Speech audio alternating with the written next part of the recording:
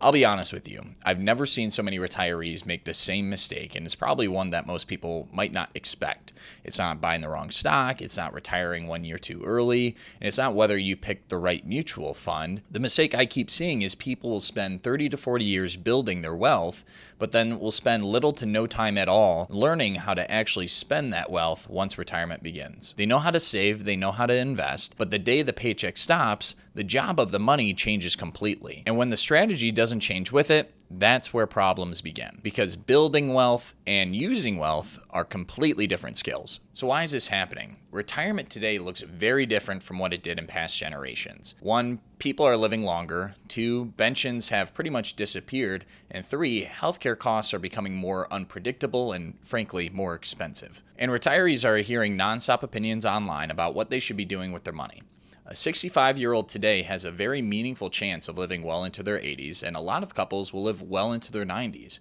My fiance's great-grandmother just turned 109 a couple of weeks ago. I mean, that's insane. That is more than 25 to 30 years in retirement.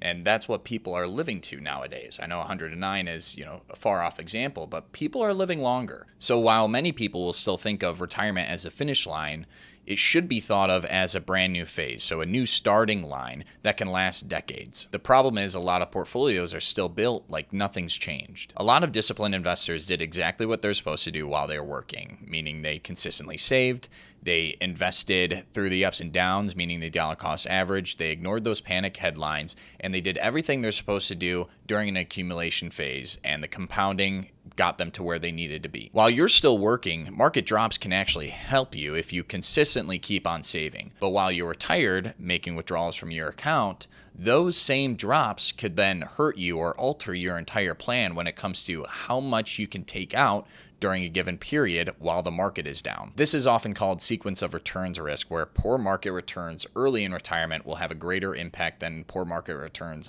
later in retirement, especially while withdrawals are happening. What built your nest egg might be part of the answer, but it might not be the whole answer anymore, meaning the strategy that got you to retirement isn't the one that's going to carry you through now. The second version of this might look safer on the surface, but some retirees get so nervous when it comes to being invested in the market, they move everything to cash, money markets, CDs, or other conservative investments without necessarily understanding what they need their money to do in order to not outlive all of their assets. Now, caution is not the problem. The issue is becoming so focused on avoiding short-term volatility that you lose track of long-term purchasing power. Inflation has historically reduced what cash can buy. So if retirement lasts 30 plus years, being too conservative can create its own risk. Not always the risk of running out of money immediately, but the risk of losing flexibility later. Safety without a plan can be risky too. Let me give you a real-world scenario of why generic advice just falls apart. Imagine 2 couples living on the same street.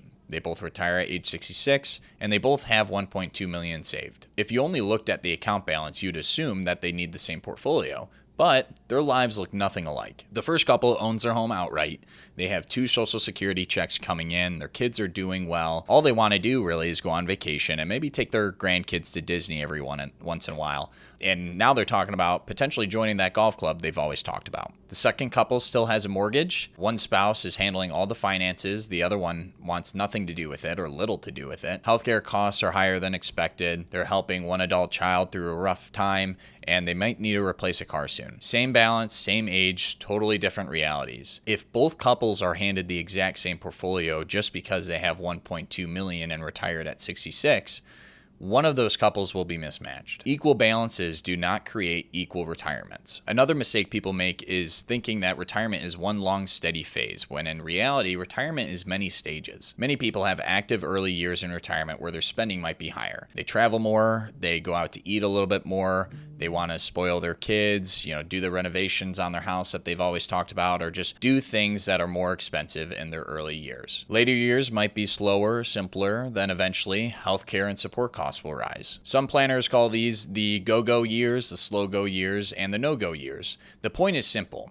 If your spending in retirement changes, then your portfolio should adapt with it. Retirement is not just one chapter, it's several. One of the biggest surprises for retirees is how much taxes matter after your work ends. Traditional IRAs and 401ks are generally tax deferred, meaning withdrawals are taxed as ordinary income. Required minimum distributions, or RMDs, will generally start at age 73 and will force you to make withdrawals whether you need the money or not. And there's another issue most families won't think about. If one spouse passes away, the surviving spouse might eventually file as single, often at a higher tax rate with the same income level. That's why retirement planning isn't only about investments. Sometimes tax planning matters just as much. There's another side of this that I often see. Some retirees have plenty of money, but no system telling them what's safe to spend. So they continue living like they're one bad month away from disaster. They skip trips they can afford, they avoid helping family when they can, and they stare at account balances just afraid of spending what they've built. Sometimes the cost of a weak plan isn't running out of money. Sometimes it's never enjoying the money you worked so hard to build. A strong retirement plan often starts from the inside out. Instead of beginning with a generic portfolio mix, it can make more sense to begin with the life that the money needs to support. This means understanding your monthly spending needs, guaranteed income like pensions or Social Security, upcoming large expenses, tax exposures, healthcare realities,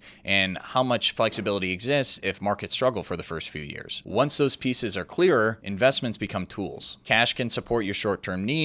Bonds can reduce the pressure during downturn markets. Growth investments can help with later years and inflation. That is a much different approach than simply asking yourself, should I be in a 60-40 allocation? So if you're heading into retirement, the better question may not be, what should I invest in? It might be, what job do I need my money to do now? Because retirement is not just the continuation of your working years. It's a different phase with different rules. The goal is not simply to have a portfolio. It's to have a portfolio that actually supports the way that you want to live. And before you ask, a pile of money is not a plan. Thank you so much for coming to this episode of Tommy 2 Cents. As always, if you're wanting to grab some of my time, please click the link below. I'd be happy to go over your current situation with you. And again, no pressure, just strictly education. Thank you so much. My name's Tommy Warner. Take it easy.